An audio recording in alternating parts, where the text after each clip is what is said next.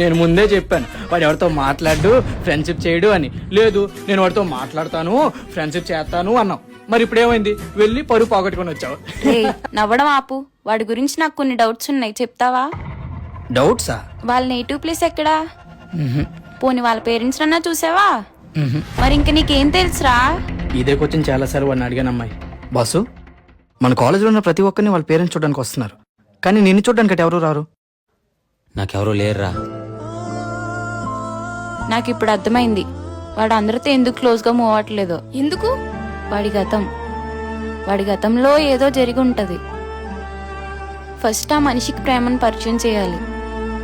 పక్క వాళ్ళతో కలిసి ఉంటే ఎంత హ్యాపీగా ఉంటుందో చూపించాలి. తన బాధని పక్క వాళ్ళతో చెప్పుకుంటే ఎంత రిలీఫ్ గా ఉంటుందో తనకి నేర్పించాలి. ఇన్ని చెప్తున్నావు, కాంపిటీషన్ వాడిని ప్రేమిస్తున్నావు అమ్మాయి.